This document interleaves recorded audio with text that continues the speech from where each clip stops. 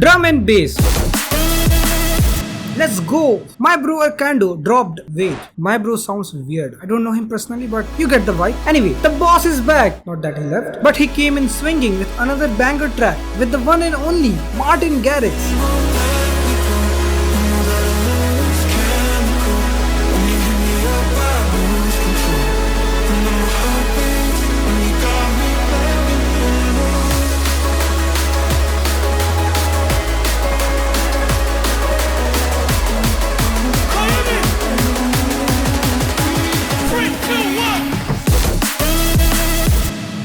At Ultra, Martin dropped two insane DNB tracks. First, Limitless Arcando remix,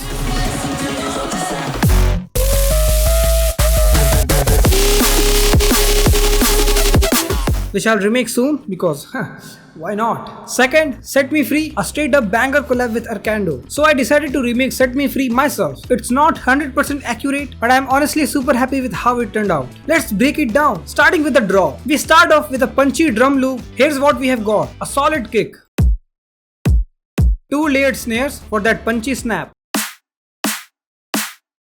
and bunch of top loops, like really a bunch of top.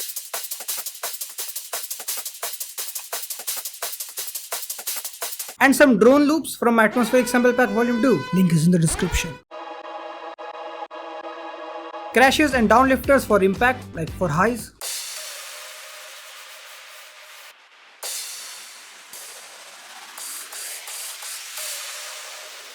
Altogether, the drum sounds like this.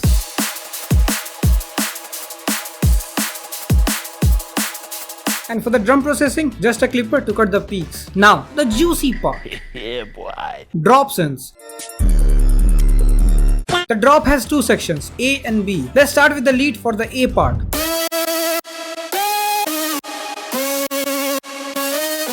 The original synth is from Jungle Remix. I could have made it in Ableton, I guess, but never mind. I layered a bunch of sounds.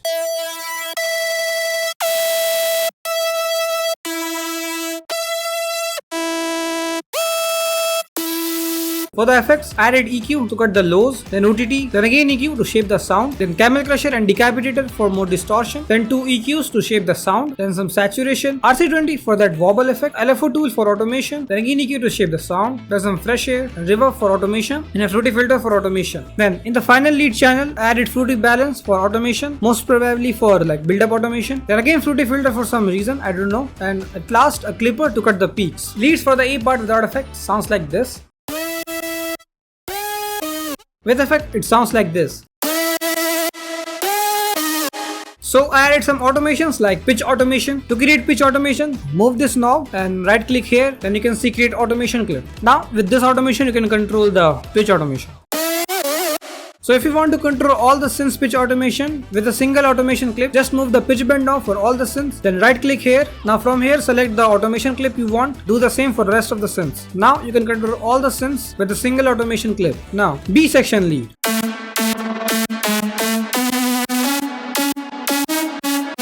This one's a fun story. I originally made this synth for a bass house track I never finished. No! No!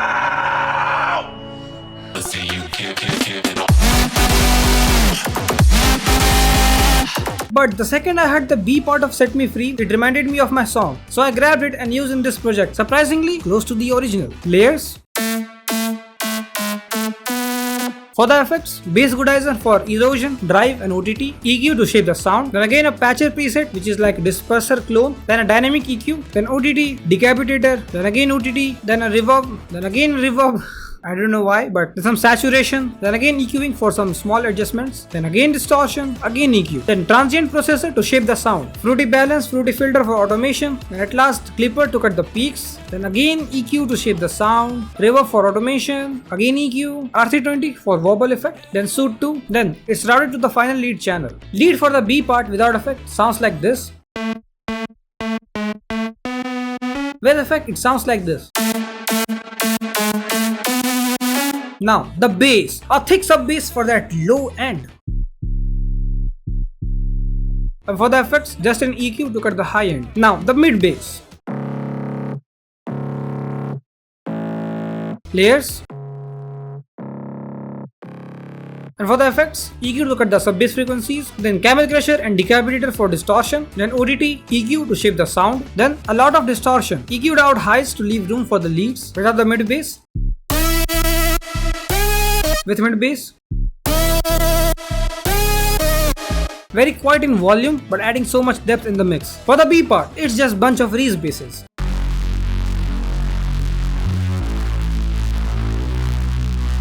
Layers,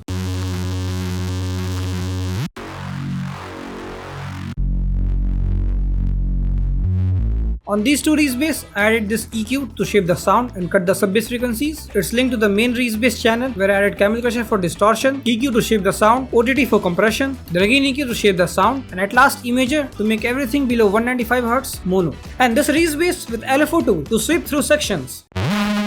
This chord stack is from my Get So Lost remake, you can check it out.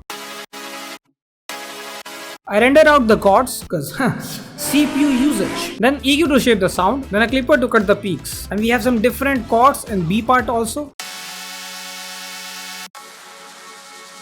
With the same processing chain, just some EQ, OTT, and it's linked to the main chords channel. So the drop without chords sounds like this.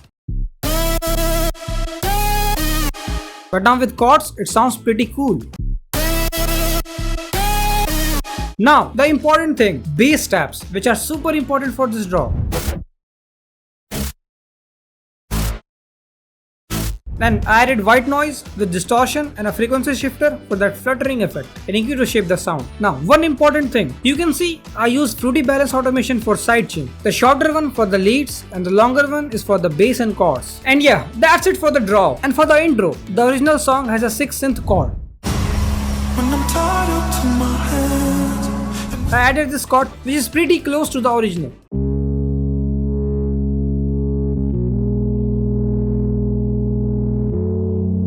For the effects, OTT, RC20, saturation, and EQs to shape the sound, and to fill the space, I used a bunch of ambience from my Atmos pack.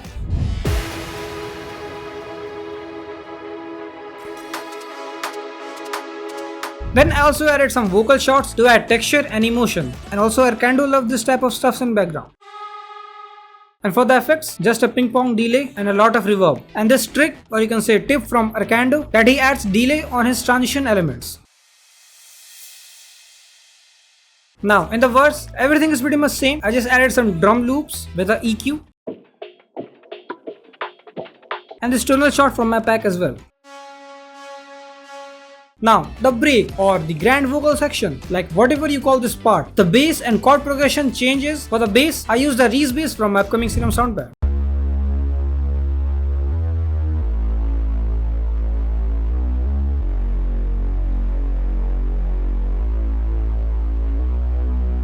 For the chords, the progression is not perfect, but it sounds good.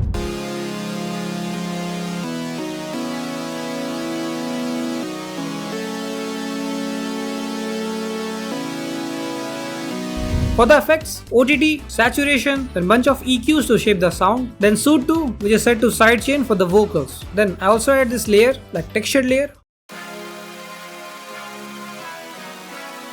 So altogether it sounds like this. Then I added some more ambience. Then in the next part, everything is pretty much same. I just added some effects like this downlifter and this arc from my pack. And this string from Inches for Each Other remake.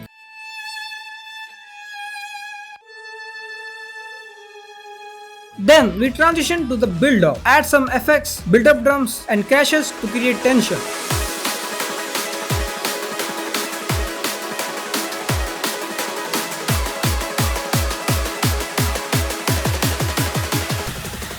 So this build up loop is from Ignite remake.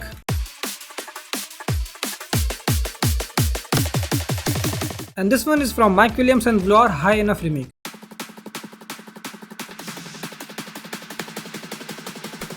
This is called self-promotion. Then I also added some drop elements with a low pass filter and drowned and reverb to create tension.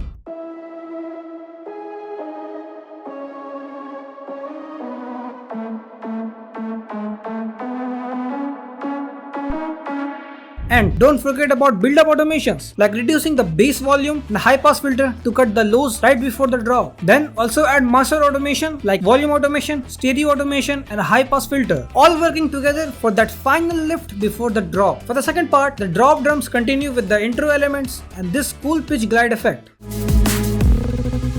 So I used Shaper Box, applied a filter and automated it by setting the speed to Hertz. I also adjusted the mix level and added pitch automation for that glide up effect. And for the master, just an EQ for slight adjustment, then Soothe 2 and a clipper to cut the peaks, and at last Pro L2 for limiting. And yeah, that's it for the track. There is nothing extra in the second drop. And if you want to study this remake further, grab the FLP of this track. Link is in the description. Also, check out my all project bundle at anasamirmusic.com. It includes 10 remake FLPs of tracks by your favorite artists, plus my atmospheric sample pack volume 2 with 160 samples for lush vibes. It is the best way to support the channel. Like, share and subscribe. It helps the channel. And I will meet you next Friday. Let's check out the final result.